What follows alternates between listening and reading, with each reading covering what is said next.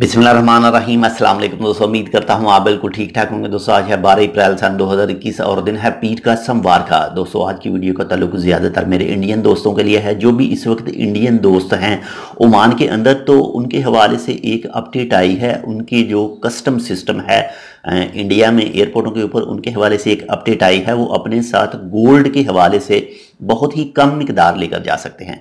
तो जो भी इस वक्त यानी मर्द हजरात हैं इंडियन, वो ओमान के अंदर अगर वो ट्रैवल करते हैं अपने मुल्क इंडिया में, तो अपने साथ वो सिर्फ 20 ग्राम सोना ही लेकर जा सकते हैं, यानी जेवरात 20 ग्राम तक लेकर जा सकते हैं। यानी उसकी जो इंडियन मालियत होगी, इंडियन रुपये में उसकी मालियत होगी, वो सिर्फ 50,000 तक होगी। लेकिन अगर कोई औरत, अगर कोई लेडीज़ है, वो अगर ट्रैवल कर रही है बैक इंडिया में यानी वापस इंडिया में, तो उसके लिए जो हद है वो 40 ग्राम तक है।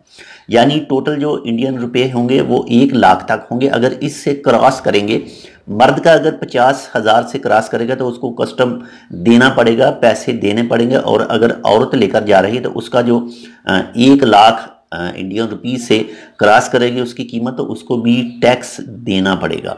दूसरी चीज़ों के ऊपर भी टैक्स है, उनकी भी लिमिटेशन है। उसके हवाले से आप मज़ीद कन्फर्मेशन आप कर सकते हैं अपने कि कौन कौन सा सामान कितनी लिमिट तक लेकर जा सकते हैं।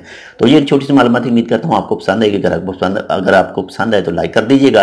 अगर आपने अभी तक हमारा ये channel tech with Urdu blog subscribe नहीं किया तो आप इसको सब्सक्राइब कर सकते हैं। मज़ीद ऐसे ही अच्छे और मालूमाती वीडियोज़ के लिए मिलते हैं दूसरी अपडेट के साथ। तब तक के लिए अल्लाह हाफिज़।